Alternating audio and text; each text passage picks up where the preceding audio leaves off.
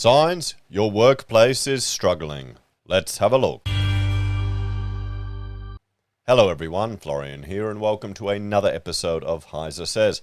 Grab your stein of coffee. We're going to go back to Reddit and have a look at signs that your workplace might be struggling. Times are getting a bit tough, and there's a lot of concern about interest rates out there. So let's have a look at some of the signs as I continue my journey to become a fedora-wearing, neck-bearded Redditor and become a mod, and then they take kickbacks to post things and delete stuff. I don't know, honestly. Anyway, let's have a look. I'm sure the ones on Aussie Finance aren't like that. Downturn signs in your workplace. What, if any, are you seeing? Now that people are going to have a lot less spare cash, are any of you starting to see less activity in your industry? I imagine hospo would be one of the first industries to see a downturn, with non-essential retail close behind. They're going to, I would agree with Carly there. Hospitality, retail, it's discretionary. It's not essential. You cut back on that stuff. At least you're meant to. So let's have a look here. My workplace does repairs. It hasn't wound back. People are bringing in their older things to be repaired so they don't have to buy new things. There you go. So that's a sign people are saving money, isn't it? It makes a lot more sense rather than chucking out the device that's perfectly good. You'll get it repaired. My wife works for a mobile appliance repair place. They've never been busier and are actively looking for more staff to keep up. I just think this is a good thing generally, though. I love it. Yeah, that makes sense if you can to use your devices. My wife's job is an automotive spare parts. Business picks up when times are tough. It's a recession-proof job in theory. It's kind of what you want. Recession-proof sectors. Isn't it the small things like lipstick, like cheaper lippy, the small little luxuries do well during tough times or do better because people will cut back on a lot, but they'll still get themselves a little treat every now and then. Repair shop. What other businesses that pick up in a recession? Asking for a friend. There's a whole class of products called inferior goods. That's the technical name. That increase sales when spending power decreases. 2-minute noodles, for example. Oh, yeah. There you go. The Dave Ramsey diet, hey? Bottle shops and cheaper substitutes. Supermarket bread instead of the fancy stuff. Sausages instead of steak. Bottle shops? I was going to the bottler the other day and he's saying it was getting dead quiet, but then it's so expensive. Booze is just taxes. Carbs and taxes. Was just trying to figure out how to fix my washing machine or replace. Yeah, well, you've got to do that. I'd absolutely have a look at a few YouTube videos, and if that fails, give a washing machine. Yeah, okay. I mean, we did that. We had to fix some stuff on ours. If your company has hired indoor office plants, and these are taken away, that's a good indication there are cost-cutting measures underway. I mean, can you hire indoor plant? I guess you can, can't you? Because then you get someone else to maintain it and take care of it and makes them look good. I remember we bought a few plants when we had an office with staff. And, so most of them were blokes. And even the chicks we had were a bit, how shall I put this? They were lovely ladies, but they didn't have green thumbs. So everything died. Everything died. Then once we got kids and they were coming around, they'd just destroy the plants. In the GFC, the fruit ball in the kitchen was taken away. It came back in 2010. We used to get, what was it? This box of fruit delivered. I remember they came and they spooked us to us at the office, and Rachel signed up for us. And I put an end to that real quick. It was the stupidest thing. It was just this old crappy fruit, and we're paying so much to get it in a box, and it gets delivered when you can just go to Woolies and buy it cheaper. I just, on the way to work, buy some fruit. I was working at one place where every Friday, one of the staff members would be given $20 to go and buy like some meat pies and other things. And I would buy salami and French stick and then cut everything really thin so you could just spread it out and really get it going far. For us, it was taken away during COVID and never came back. My company brought in the rented plants in one of the first COVID lockdown reopenings, as if that would somehow incentivize people to come back into the office. Well, it makes it look nicer. They were then paid for rented plants for like 2 further years of lockdowns. It was just, what? Oh, no. Oh, boy. People are jealous of the fruit bowl. As office manager, I got told off by the marketing manager for ordering fruit each week because it was too expensive.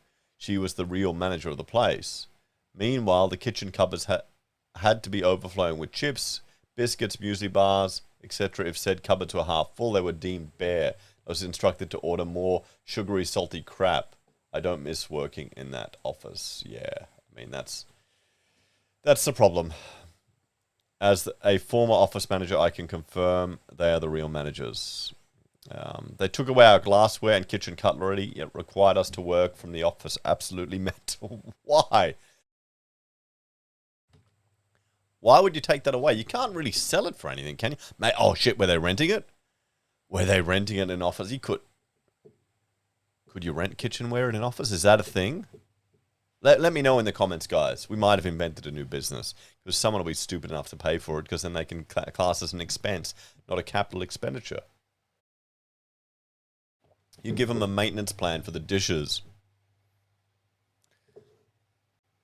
That was our hot chook. It's never been the same. You can take my Tim Tams from my cold, dead hands. Fish tank for us during the GFC was hired. Guy was feeding them weekly. Out they went. Well, I mean, they're expensive to maintain, sure. Same, some fish never made it, and that level stunk for a week. Oh, boy. I was mad with my prior company took away the fruit delivery. One of the few perks of a crap job. Buy your own fruit, you cheap bastards. I mean, come on. That's actually a fringe benefit. You should be paying fringe benefit tax on every piece of fruit you eat. And you can thank Labor for that awesome policy there, guys. There you go. Our fruit balls disappeared 10 years ago and never came back. Yes, and the cleaners come less often or stop entirely. That's one too. That's one way to save money. You cut back on the cleaners every night. Our office stopped providing multiple morning newspapers during the GFC.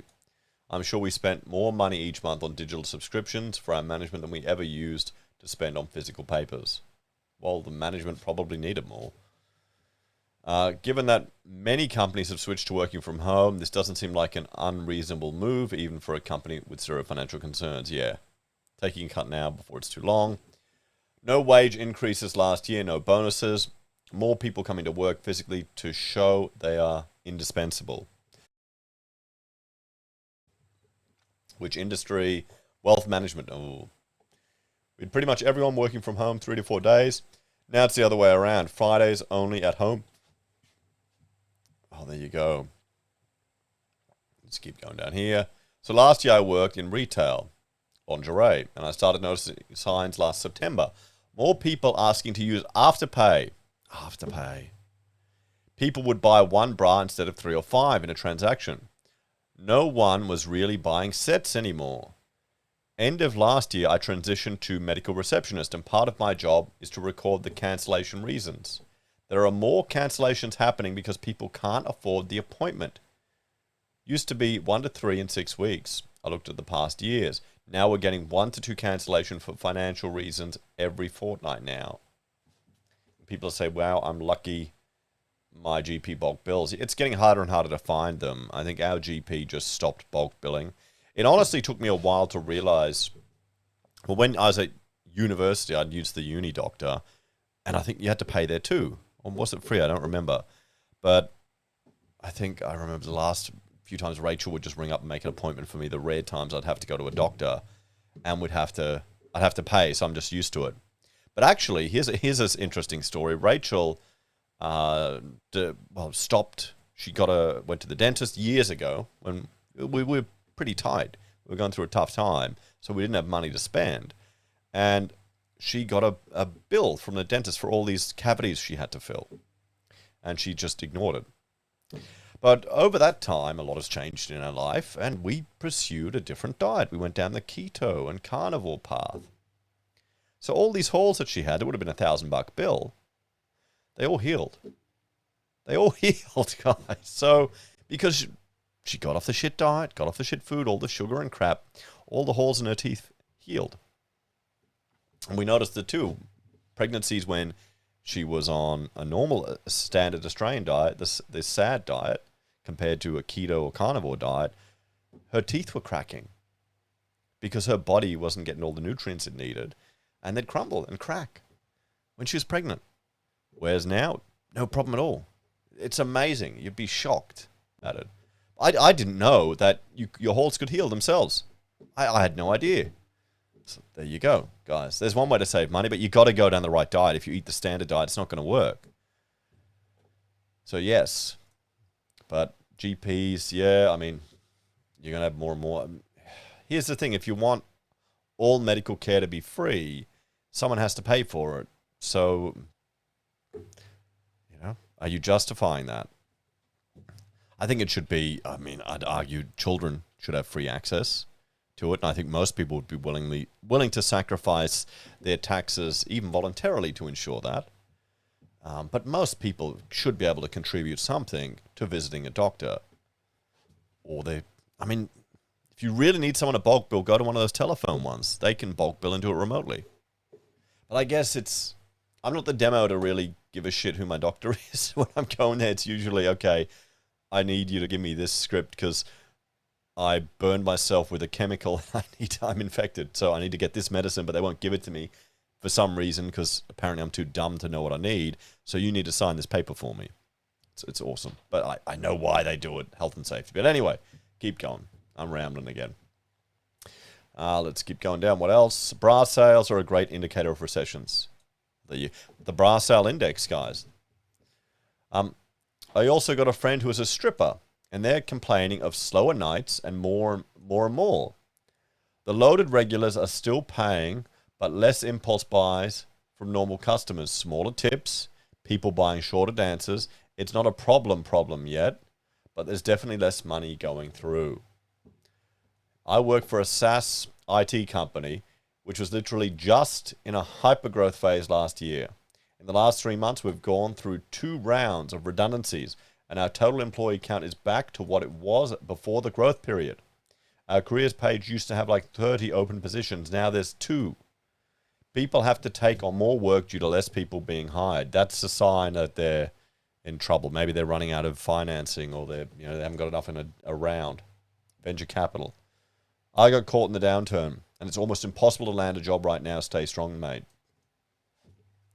Out of interest, which industry are you having trouble finding a job in? SaaS sales. Job advertisements are becoming niche, where they expect established connections or a book of business in place ready to go. No longer willing to train new reps. Oh, boy. Last year, when interest rates were low, there was a lot of investment in IT. It was so easy to land a role compared to a few years ago. Salaries were 50% higher for being a senior dev, so I jumped for the money. I first went to a company that went on a massive hiring spree, so I was a bit wary of it. After 6 months or so, it reminded me of the last time I got hired, when there is a big expansion of the dev team because of a capital injection. You can't scale a software company like this. Devs need time to be onboarded to learn about the current architecture by asking other devs who've been working there a while. They went through 5 rounds of redundancies. After 2 years, there was like 3 devs left in my office.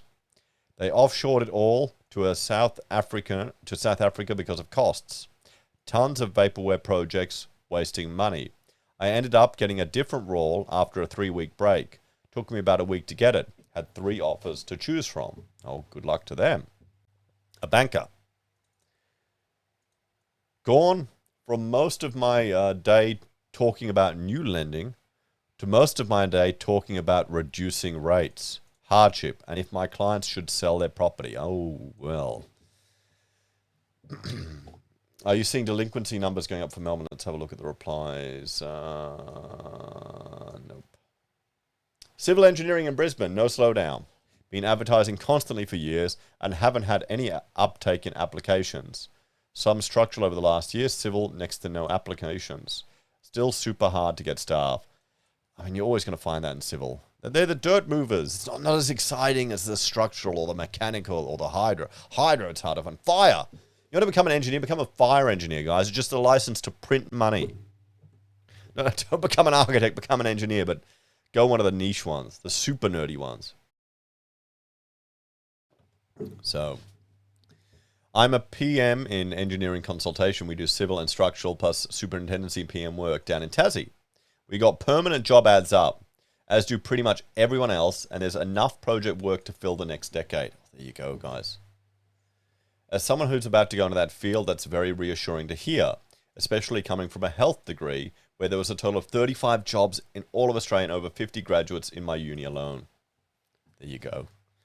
There you go. I mean, there are opportunities out there, guys. There always will be, even during tough times. Yeah, engineering can't get anywhere near enough people. It's getting worse. Curious what company? In the interest of keeping my Reddit anonymity, I'll just say it's one of the engineering companies currently advertising on Seek. Fair enough. Looked on Seek in Brisbane. All of Brisbane is looking for civil engineers. Yeah. Yep. Part-time receptionist role is currently advertised at my work. This role has been filled a few times in the past few years with minimal interest. This time the interest was overwhelming and we turned the Seek ad off early. That's interesting. It might speak to mums having to go back to work sooner than they and their hubby would want it because they're just not managing on one income anymore. Yeah, that's probably what it's seeing. Probably what it's seeing. Currently recruiting at the moment, male-dominated industry, lots of female applicants coming through. I'm thinking same as you, single-income households need a bit of extra money.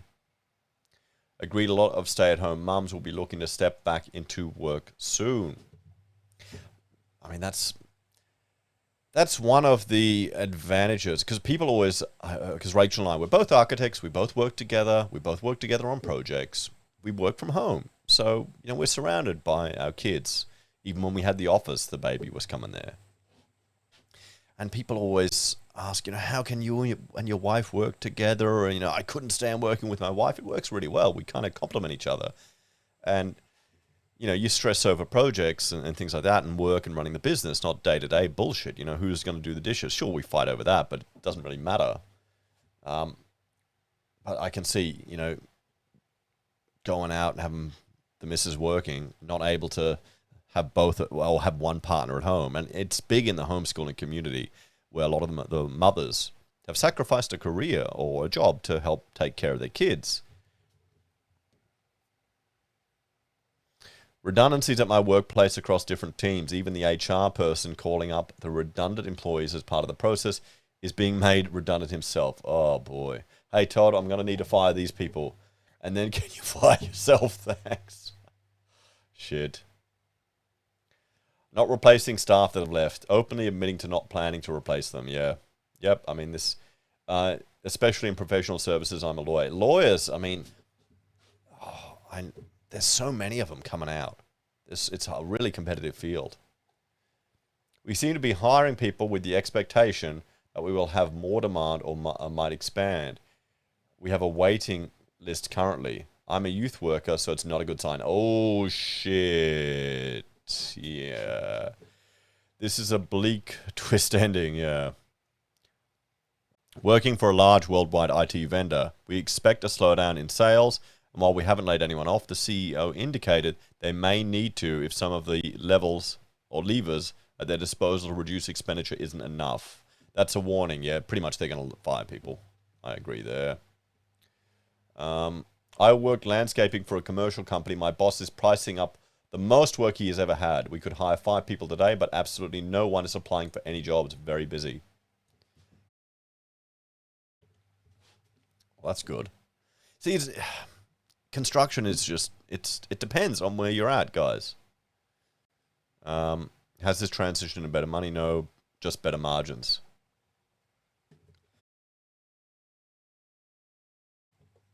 I work in AusPost at the moment. We can see parcel volumes dropping big time.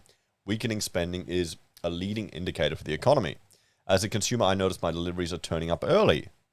Yeah, actually, you're right.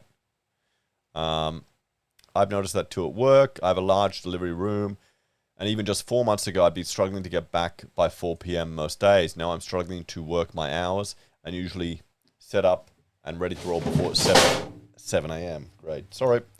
That's just a computer case that fell over. I'm sure it sounded loud on the audio.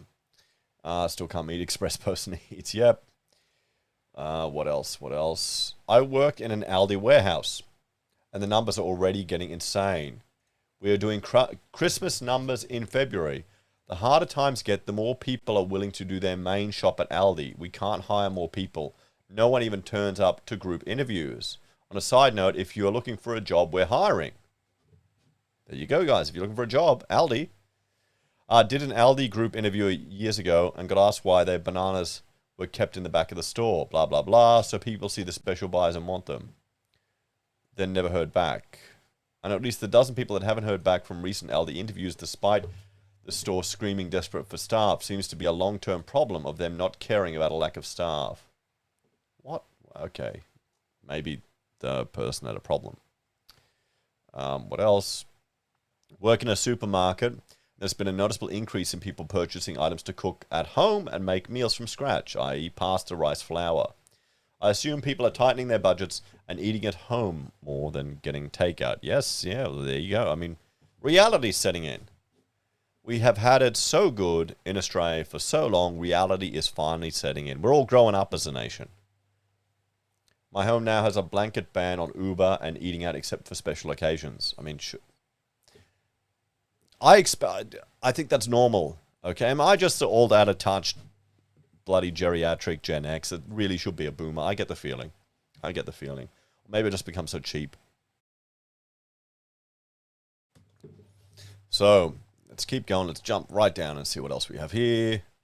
I work in education and research, mostly with international students. Business is booming. The industry has been on a massive hiring spree since quarter 2 22. Massive influx of students from Asia's ballooning middle class. Think Vietnam, China, and Thailand in particular. May be proven wrong, but this industry seems almost recession-proof. You wouldn't have said that a few years ago when we had the COVID lockdowns. It's just coming back to normal. The education sector is coming back to normal. It's the bounce back, and this is a support level for the housing sector, guys. Remember that. What else? Funeral director here. It's pretty steady, but we are having trouble with people paying their accounts. And many more people are choosing more affordable options. There you go. I mean, you can do quite an affordable funeral. I know I did a quite a cost-effective one for my father. And I think he would have been happy with that. I know I would be. So you don't need to go all out. I mean, they'll guilt you. Oh, don't you want this nice cushy pillow for your beloved one that's going to get, thrown out or burned when they get cremated? I mean, spend a fortune on a box you're only going to see for a short period of time, or that's going to be buried under the ground. I mean, you got to be reasonable about it, these things. Out of curiosity, what does an affordable funeral run you? $1,200 for $1,300 for cremation, including pickup and legal work. $300 to $500 for a celebrant. $250 for hall hire. Rough estimates of my most DIY funeral. Yeah, that's pretty decent costs. We did it at home. We did it at home and made all our own food and had family and friends come there. And, I mean, that was nice. That's what we wanted. So, instead of giving redundancies to get rid of people, my work is performance managing people out to save on paying the redundancy. Oh, shit. That's bad. I'm in the homebrew industry. Business is great. That's an indicator the economy is doing poorly. Usually, generally, is pretty slow, as everyone is hungover or they've sworn off booze forever.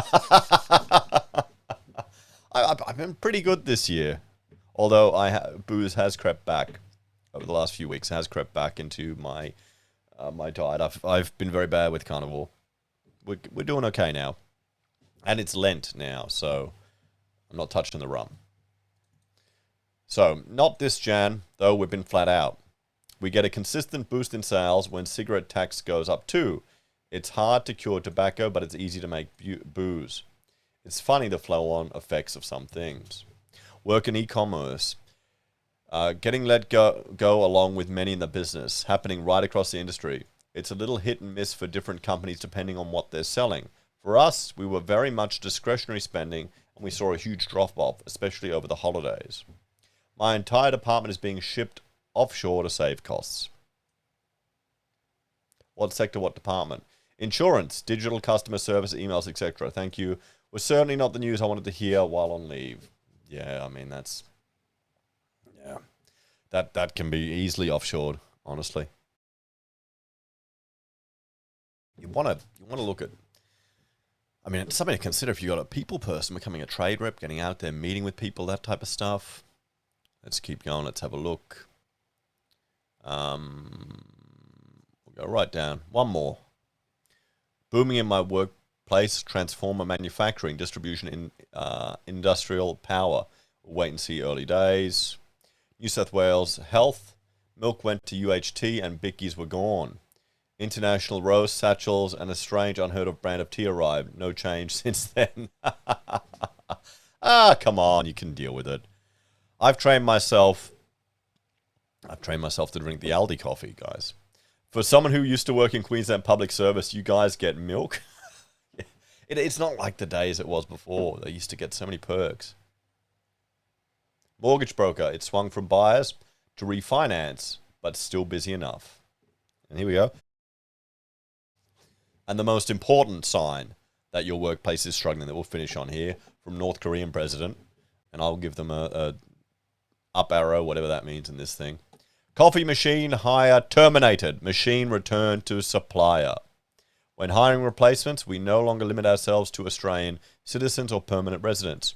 Whoever is willing to accept the lowest wage gets the job.